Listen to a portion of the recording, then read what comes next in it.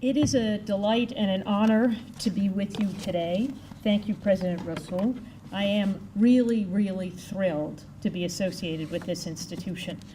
As you heard, I come from a world where we think a lot about education, particularly in the global south. I think it's one of the most important fields that any of us could be thinking about, and it's a great honor to be able to think together with you about education in general and about the future of the AKU University. We all know that education is one of the principal keys to success in the 21st century. From governments that are aiming to foster knowledge economies, to families striving to ensure a secure future for their children, across the world we'd see demand for quality education increasing. But the problem is, what is quality education? How do we know it when we see it? Obviously, at the primary and secondary levels, there's certain kinds of skills that increasingly we expect children to acquire in order to operate effectively in the modern world. Literacy and numeracy seem to be absolute essentials and the kinds of things that we would want all children to be exposed to. But that's obviously not all there is. For most governments and many families, that's not enough. Accomplished community leaders, successful professionals, indeed even parents of the future, need an education that prepares them for a fast-changing and demanding world. And President Rasool is correct. There is an enormous challenge in preparing people not for their first job, but preparing them for their job in 40 years. What are the kinds of things that people are going to need to know throughout the course of their lives? This is not merely a matter of technical skills. It's not even really an education for a workplace, but it's an education to meet the challenges of life. And that's partly because that's what education should be, but it's also partly because work and life and the relationship between our work, our workplace, when we work, how we work, and the rest of our lives are themselves changing. So we can't simply say, we know what you're going to be doing between 9 o'clock and 5 o'clock, and we'll prepare you for that. Because, of course, you won't be doing anything different between 9 o'clock and 5 o'clock than you're going to be doing. I know you all check your email in the evening. I know you do. And that's going to only increase. So the question is, how are you going to be prepared for a productive, satisfying life as a leader of your community, as a successful professional, as we all hope our graduates are? That's hard to deliver. It's hard to design. It's hard to imagine what kind of education will provide those skills. It's hard to deliver such an education. It's hard to measure, and it's hard to assess. So it's a kind of education that's not necessarily easily captured in the kinds of rubrics that we ordinarily have, which is one reason why we so often ignore or neglect it in favor of what seems to be more urgent technical and professional skills training. So we tend to default when we think about education to a simpler, if you have the right skills for the job market, when you graduate, we have educated you. But obviously, in sparking a capacity for independent, self-generated, lifelong learning, the exercise of judgment, of creativity, and the acquisition of knowledge, that's what we really need you to be able to do. We need you to be able to learn throughout the course of your life, because there are elements of the future that we cannot predict, and we need to prepare you to confront those challenges.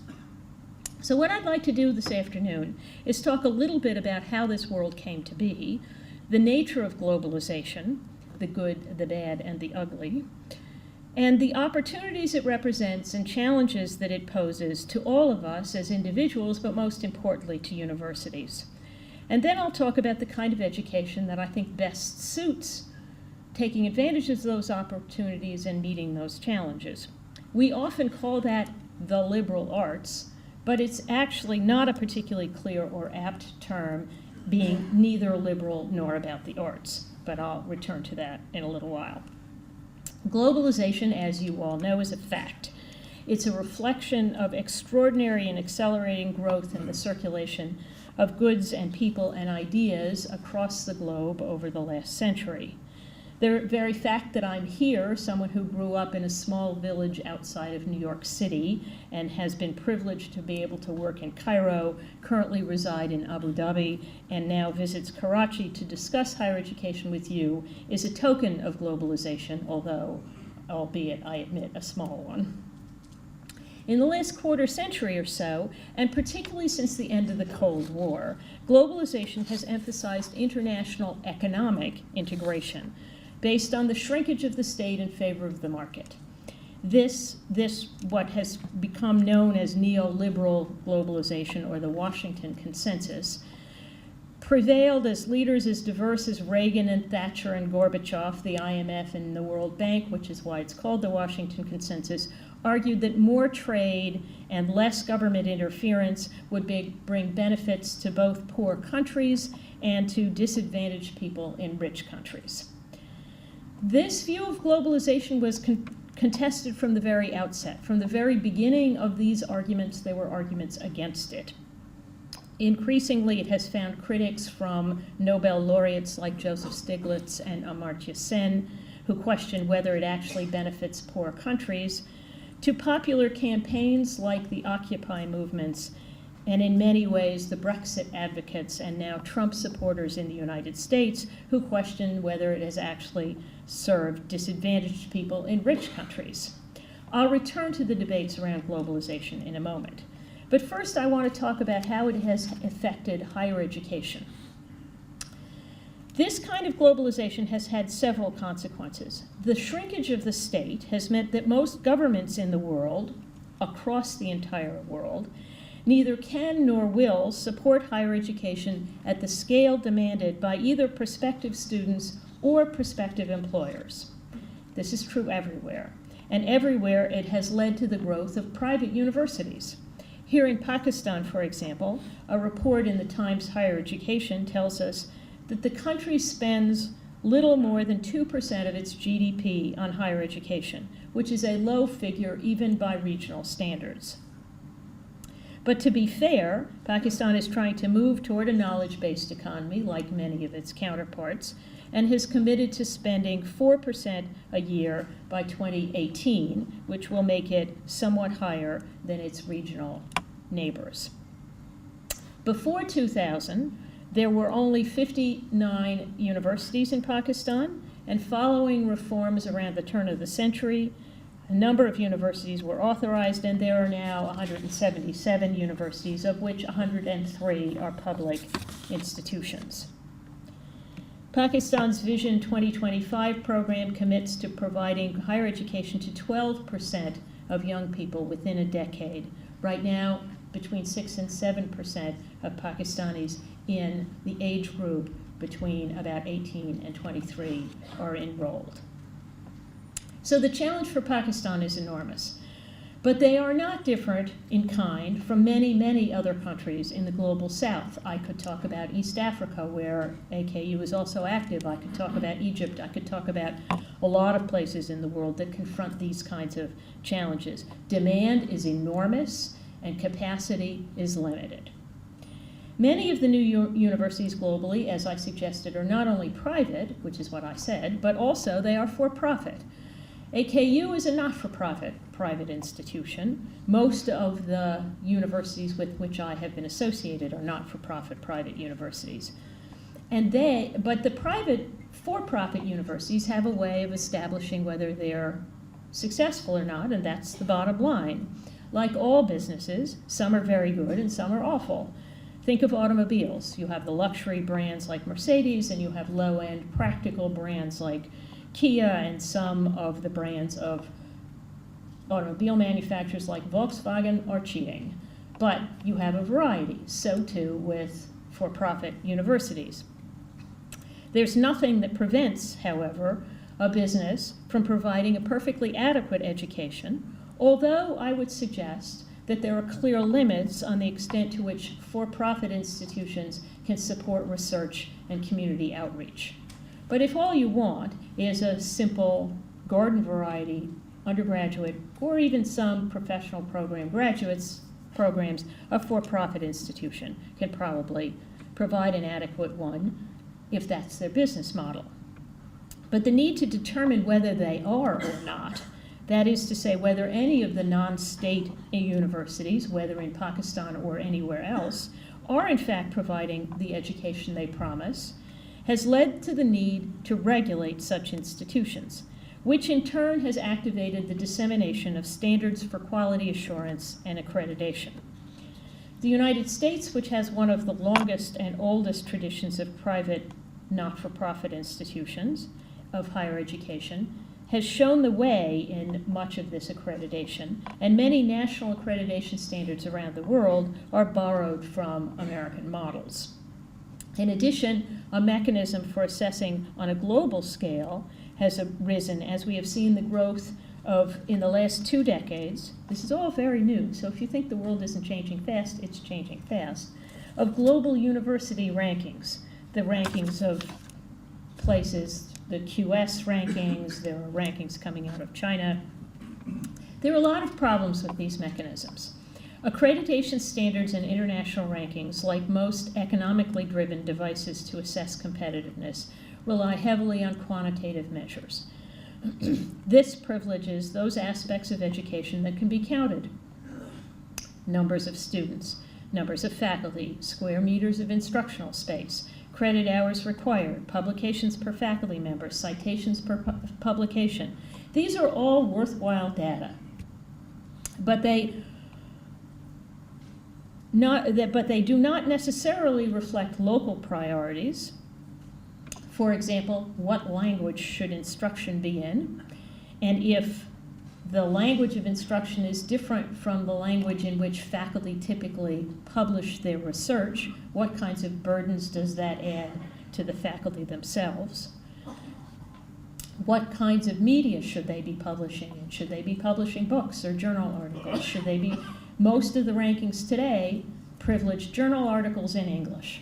So if you're a faculty member or a university that publishes a lot of work in books, you don't get ranked highly. In fact, in the last Times Higher Education rankings, Oxford University suddenly appeared at the top after years where it wasn't. And the reason for that was not that Oxford had changed, it's that the Times Higher Education rankings started counting books. And before that, they'd only counted journal articles. And Oxford faculty write books. So much of this is still very crude, and it is very much not about the kinds of nuances that are embedded in the way universities organize teaching and learning. And in fact, they don't really measure education. They measure a lot of other of the kinds of things that I described. But as we'll see, they're not even particularly good proxies by which to measure learning and teaching. But they're all we have right now. At least at the institutional level. I would say even here at AKU, there's a fairly sophisticated effort to think about teaching and learning at the level of the student, but not at the level of the university as a whole. So in a kind of global isomorphism, universities around the world are trying to enhance their reputation by meeting standards that suggest that it's not only possible, but desirable to score highly enough to become the Harvard of Egypt or the Harvard of Pakistan or wherever. But as Michael Borowai put it, one of the most perverse consequences of privatization is the rise of instrumental rationality, the global rankings of universities in terms of excellence, which serve to guide investment decisions of corporations looking to outsource research or direct wealthy parents to reliable credentialing for children. That doesn't, in other words, have that much to do with the project of a university. But it's not just wealthy parents. The vast majority of students in Pakistan, as in most other places of the global south, are in fact first-generation university students. In the absence of personal experience, they and their families need some way to assess the quality, or to use the language that Borowai disdains, the likely return on investment of a given institution. It's not always easy to tell. The Higher Education Commission of Pakistan, as you all know, lists 166 illegal and fake institutions away from which it warns prospective applicants. So part of the reason why you have these kinds of rankings and accreditation and so forth and so on is because these institutions are appearing in communities and societies that do not have a deep, long experience in assessing higher education. It's clearly something that people want for their children, that the government wants for its population, but it's not necessarily something that people have a close and intimate sense of how to assess. And we're always right. We see universities as a result of that, driven by productivity, utility, accounting, measurable accountability, profitability, returns on investment, so forth and so on. In other words, a business model, a commercial model of how universities should operate. This reflects the economic accent of globalization. So contemporary globalization is very much about finance and commerce, as is the way universities are beginning to think about how they should be assessed and how they should be compared. I'm going to give you two, for your amusement, examples of this. And that neither of them are from Pakistan. The Wisconsin governor and erstwhile Republican presidential candidate Scott Walker, when he was governor of Wisconsin, which he still is, proposed to remove the words in the state code that for the last century has directed this distinguished state university. So the University of Wisconsin is a very, very good public university. And for a century now, it has been directed by its code to, quote, search for truth and improve the human condition. He suggested replacing those words with, quote, meet the state's workforce needs. He abandoned the effort when the issue became public and drew widespread criticism. But that sense that this is what you would transform a university into is by no means unique to the global south. My second example comes from Japan. More than a quarter of the country's 86 universities said they would be closing their social sciences and humanities faculties after receiving a letter in June 2015 from the country's education minister, which called on them to take active steps to abolish social science and humanities departments or convert them to areas that better meet the society's needs. This too sparked criticism, you will be glad to learn. And the universities of Tokyo and Kyoto, the only Japanese universities ranked in the world's top 100, announced that they would not comply. But obviously, as these examples suggest, there is pressure and there is resistance to efforts to hold universities to purely commercial standards.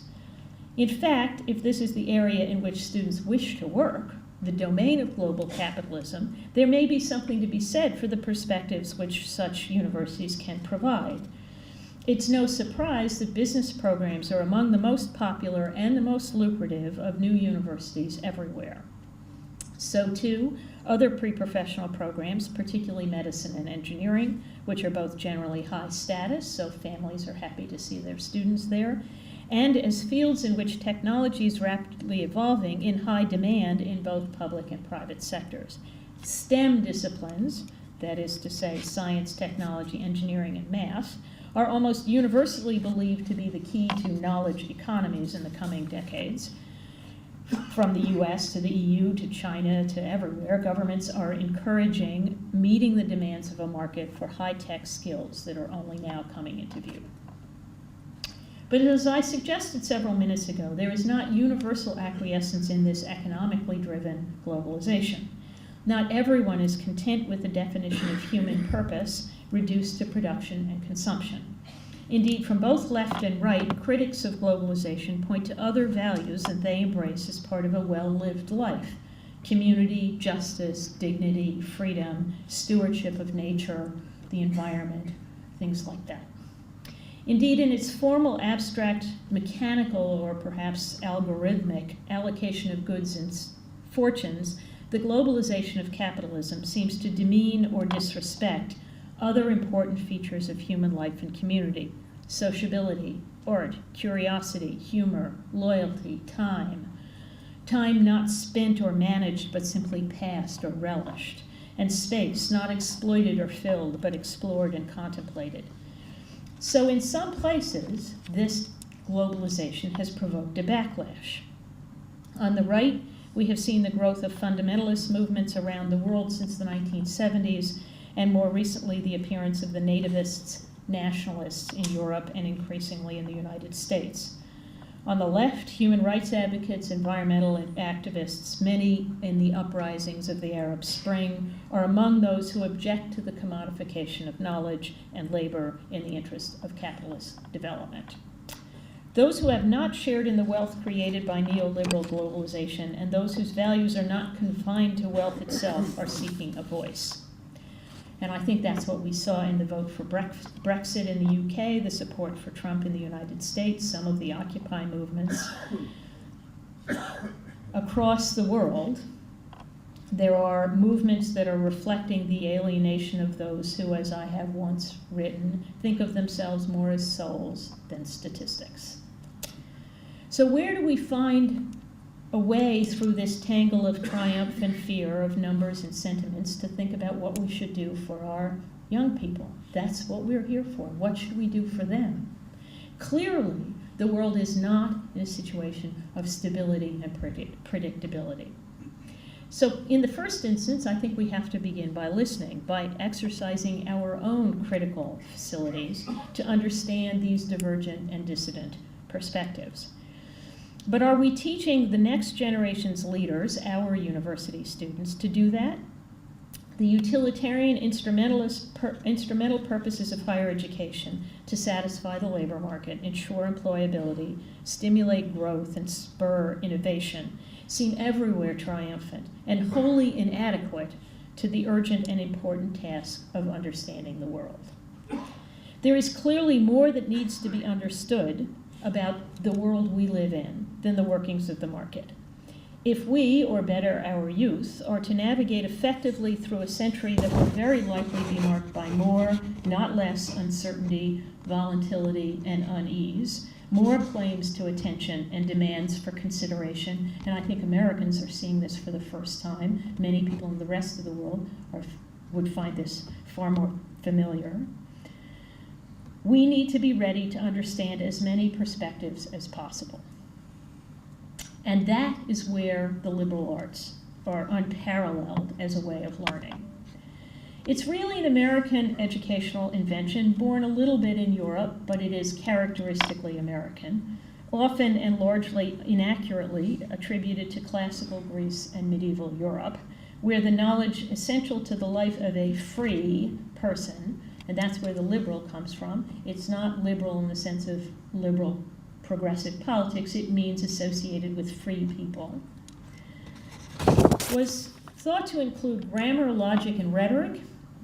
That is to say, to be able to make a coherent and effective argument, as well as what we might now call STEM fields: arithmetic, geometry, music, and astronomy. For American universities in the 19th century, the notion that they were to serve to prepare young people for lives of rights and responsibilities in many realms, not just the workplace, led first to the idea that these young people should choose the course of their lives, and then the conviction that in order to do so responsibly, they should be exposed to multiple ways of understanding and acting in the world in the university curriculum. So typically, an American attends university undecided about which field to pursue. I myself was decided and changed my mind. That's also typical. We spend a year or so studying a variety of fields before electing a concentration or major. And during that time, and indeed throughout the rest of our time at university, we are expected to take courses outside our chosen discipline so as to ensure that the students have been exposed to a variety of divergent perspectives. Students who elect demanding technical majors, such as those in engineering, often spend an extra year fulfilling their liberal arts, or as sometimes said, general education requirements. So the liberal arts are not about liberalism as a political ideology, nor about the arts in the sense of fine arts. It is a theory of education that, as an American scientist once put it, cross-trains the mind. Why is that valuable? Well, let me use myself as an example since I stand before you. There are many ways in which I could be defined. I am a data point in a large statistical study of disease in the United States. I think that's interesting. I like being a data point. I'm a statistic in a number of polls of public opinion in the United States, and that I'm comfortable with as well. I don't mind being a statistic, unlike some people. I studied statistics, and while I was not a particularly distinguished student in that class, I certainly think that everyone should be conversant with probability theory, particularly since risk management will only grow as an endeavor in the coming decades. But I don't define myself as a statistic, nor as a data point. I am also, of course, a consumer and producer. I'm a reasonably enthusiastic consumer of a great many things that I shouldn't be. And I like to produce things like books, not many, but obviously my consumption patterns and my production do not define me either. But I'm glad I studied economics because I understand something about supply and demand. So to biology. I studied a little bit of biology before I decided what I ultimately wanted to do. I inhabit a physical body. I live in a physical world. I should know something about that. And I find it useful to understand a little bit of human anatomy and a little bit of physics and chemistry. But I'm not a statistics only. I'm not a consumer. I'm not only a physical being, at least not only and most importantly. And knowing that, like me, all people define their purpose and value in multiple ways has served me well in navigating a world already very different from the one I was born in, or even the one when I graduated from university. My identity now comprises many elements: the languages I know, the beliefs I hold, the places I've been, the people I treasure, the problems I've confronted, solved, and not. All of these have shaped who I am, and the skills I brought to bear in trying to confront those have permitted me to take advantage of those experiences. So I'm glad that I took 19th century English literature, and I took African history, and I took modern film, not because, of course, I became a novelist or an Africanist or a filmmaker. I didn't. But each of these courses exposed me to a slightly different way of thinking and of comprehending the world. It taught me about people without rights, about visual languages, about ghosts in English houses and African bush, about worlds I would never see and would never have imagined. It gave me a capacity to learn in multiple domains and an appetite for what we call lifelong learning. And it gave me a confidence and a curiosity and an intellectual agility to confront novelty unafraid. Today, I believe those capabilities are more necessary than ever. The next 25 years are going to produce worlds like those I encountered that we cannot see now and can barely imagine. We need to be prepared to comprehend them, or rather, our youth need to be prepared to comprehend them. Not because we've seen them before, but precisely because we have not. And yet, we have the tools to think in different ways about what this world looks like. We cannot leave our young people intimidated by novelty or bewildered by the unexpected. And the best way to begin that happening is to show them novelty and things they don't expect when they're in school. This kind of liberal arts education, of which I was a fortunate recipient, is unusual in Europe. It exists, but it's not common, where secondary school is assumed to be where you're exposed to a breadth of fields, and by the time you're 17 or 18, you're ready to choose your field and read a single subject, which in my experience is far too early. But the Europeans are beginning to introduce more of the liberal arts tradition as they consider reform in higher education.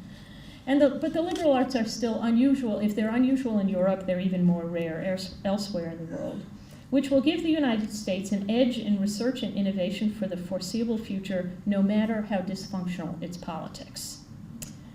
I hope this changes soon. I hope this style of education disseminates across the world very quickly, because I believe this intellectual cross-training is the key to preparing the next generation. To empower this generation, we try to teach them, but keep in mind, of course, only they can learn. So we need to give them the appetite to learn. We need to give them the skills to continue to learn, and one of the ways to do that is to make them excited about doing it. And one of the ways to do that is let them choose what they begin learning.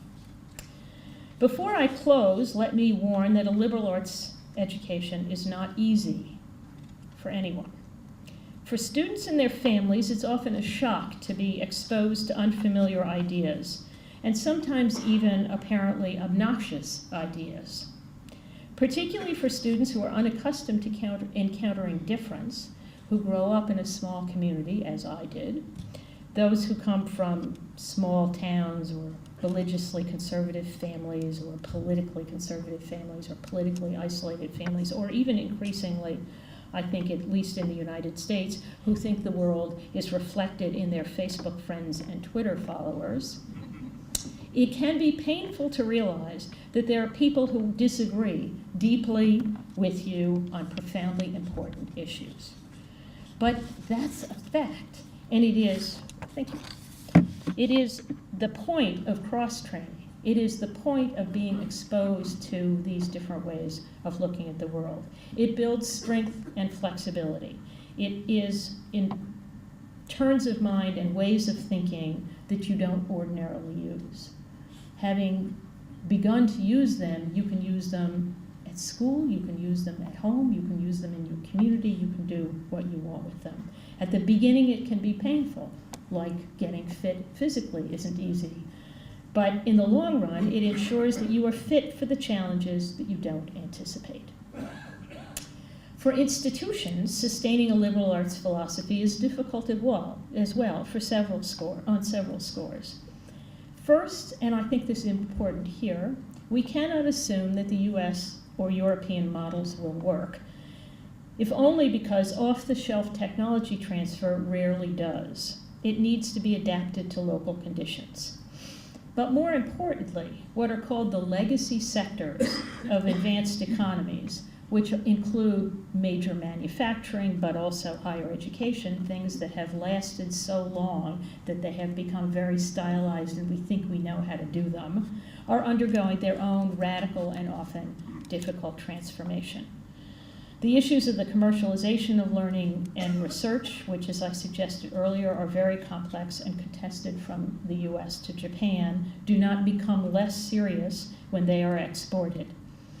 The way young people learn is not the way young people learned a generation ago. We cannot therefore simply take the models developed elsewhere and say that worked. It may have worked then, but it's not going to work now. So this is a moment that requires real creativity in designing and building universities that meet the specific needs of the community at this time, while always keeping in mind that we face a world which will reward curiosity, patience, intellectual agility, the very arts embedded in a liberal education. Secondly, it can be politically challenging as students and families and the general public sometimes complain about what they see as noxious ideas circulating on campus. Often these are teachable moments, as there is an opportunity to make the case that exposure to such ideas, new, unexpected ideas, can contribute to inoculating the community from dangers that should not, indeed cannot, be ignored, and providing through open debate alternative arguments and ideas. But it's not easy when what you are doing seems to be sometimes unexpected to the larger community. And thirdly, it is very difficult to measure and assess the outcomes of this kind of education, particularly at graduation. The metrics we use to assess, accredit, and rank universities rarely capture the growing sophistication and maturity of the students, the value that rigorous exposure to unfamiliar ideas and perspectives have decades later when newer ideas are being confronted, the self-confidence, agility, and flexibility of mind that permits young people to rise quickly into leadership roles. But it is well to remember that not everything that counts can be counted. So the liberal arts is difficult, but there has never been a time when it is more important. It is the only way to prepare our youth for the unknown. So this is not a time to be shy or risk averse. It is, if we don't take some of these risks and make certain kinds of commitments about how we want to educate our young people, the risks will take us. But so as not to leave you disheartened or daunted, let me end with an anecdote that I often tell as it continues to motivate me, even when I think about the complexities of the reform and expansion of higher education in the world today. This happened when I was at the American University of Cairo. A part-time graduate student there, and AUC is a liberal arts institution, told me the story of an encounter she had at a demonstration in Cairo in the winter of 2012. This was a time of considerable upheaval in Cairo, as I'm sure you all recall. It was a protest against the government, and it was getting a little violent as people began to throw rocks at the police, and they, in turn, hurled tear gas canisters back. She was at the demonstration, as many students were. A thin, poorly dressed teenager ran up to her. She was obviously an affluent Cairene, even in her protest clothes, and shouted, get out, don't get shot, use your education to save us all." She was stunned, and I still am, and it is the message that inspires my work. Thank you.